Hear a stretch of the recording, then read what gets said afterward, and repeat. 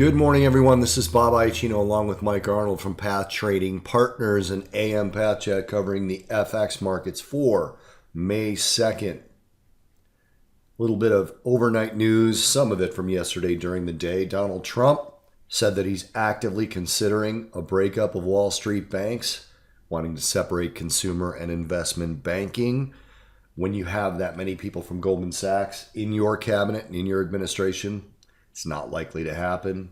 White House press office clarified later that it has been discussed in meetings as sort of a Glass-Steagall 2, but it is nowhere near being considered, let alone being implemented. He also said he'd be honored to meet North Korean leader Kim Jong-un.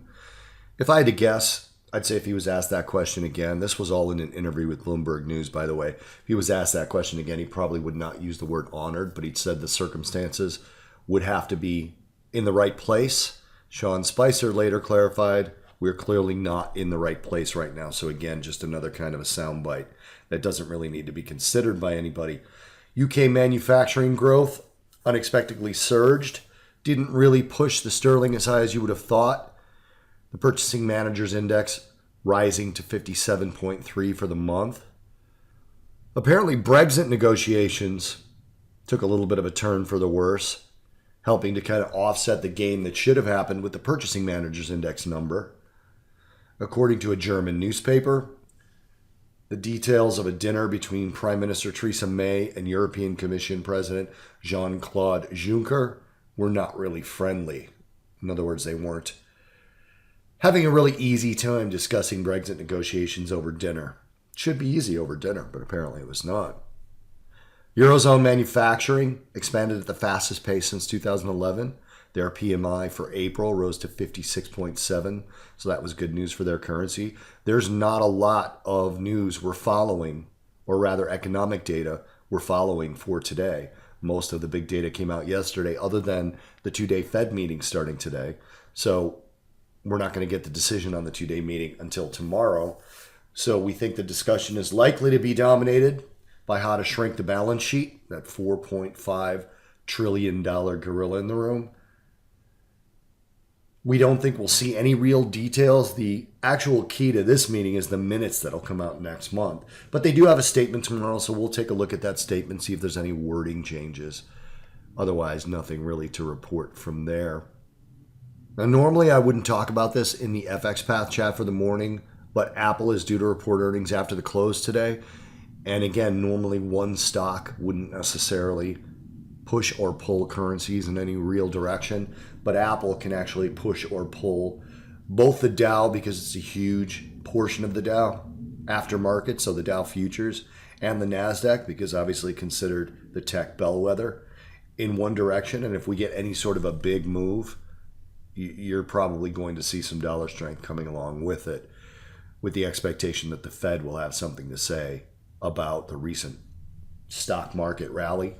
We haven't seen a broad-based rally. We've seen a NASDAQ rally. VIX still really, really historically low, but we talk about that in our Futures Path Chat, so you guys should check those out. We'll have a new one sometime this afternoon/evening. In the meantime, let me turn it over to Mike to let you know what he is seeing on the charts. Mike, it's all yours. Okay, thank you very much, Bob. Euro, US dollar, holding above 25% gain levels, still have these rising 8, trying to push the price higher, has not been able to get above these recent highs right around the 109.50 yet. Just a reminder, if it does get above those highs, the next major level up we'll be watching for is 109.98. Until that happens, we're going to have minor resistance by yesterday's and today's highs, which are about 109.24, so the 109.20 area. Getting above that, you can look for the 109.40 area and then a retest of the 109.50 prior highs. On a pullback, minor support right around this 109.03 level, and then more significant support down at the rising 8 and our significant level coming in at 108.79. And if that's broken, next key level down you're looking at is about 108.55. Over to the pound. Pound Still has 8 pushing the price and also holding above his 25% GAN level. So on a move higher, we're watching for some minor resistance around the 129.36 level and then the 129.65 prior highs. And once that is broken, next major level up 130.40. On a pullback, we have some support right around this 128.64 level to 128.58 level GAN. And then below that, we're looking at 128.15. Just update our trend line to the correct place. Over to the US dollar, Japanese yen. US dollar, Japanese yen, you can see moving higher, reached our next projected GAN level, 112.22. If we exceed today's highs, the next level up isn't to the end of our clear path and next GAN level up. So we're looking 112.67 to 112.73 is the next critical levels higher.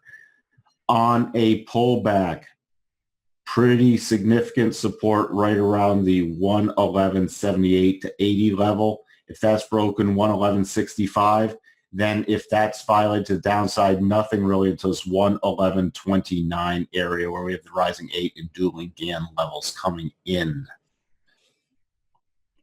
That's the proper trend line redraw for the yen.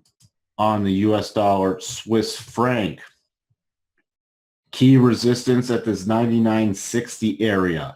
If that's exceeded to the upside, 99.73, and if that's violated, 99.88 area where we have a 200 coming in and a other key level, and right above that we have 99.92, 50% GAN level. On a pullback, we have support right around this 99.32 area where we have a fair amount of support. So watch that on a move down. And then if that's violated, 99.23, and then nothing really below that. You get some minor support right around the 99.17, then major support around the 99.02 area. Aussie US dollar rallied up straight to the 37.5 GAN level, 75.56. And then reversed lower. On a continued move lower, minor support already found at the hooking 8, 75.11. That's violated 74.93 and then 74.78 to the downside. On a move back up, 75.28, first level of resistance. Then we're looking at some minor resistance right around 75.45, then a retest of the high area in the GAN level at 75.56. US dollar, Canadian dollar, also holding strong. We had the 8 coming in to push price, found some support around the 136.37 GAN level. On a continued up move, minor resistance right around the 136.87, then the defining point around 136.97. And then we don't have anything up until the 137.56. On a pullback, support 136.37, followed by 136.18, and then 136.06. If that is broken, next major support below that is 135.78. Finally, US dollar, Mexican peso, pretty steep pullback over the last few days. Found some support down around our 1866.47 area GAN level. That's held. If it heads back lower, that's going to be the first level to watch for. And then watching below that at 1864.34, and then nothing down until the 1855.97. On a move back up, 1876.98 first level, then 1880.65, and then we'd be looking for 1887.48. That's all we have for you. I'm turning it back over to you, Bob. Thank you, Michael, and thank all of you for watching. Cheers, everyone. We will talk to you in the next Pat Chat, which should be sometime this evening. We'll cover a couple of other quadrants. the futures markets and possibly some stocks. Cheers, everyone. Talk to you soon.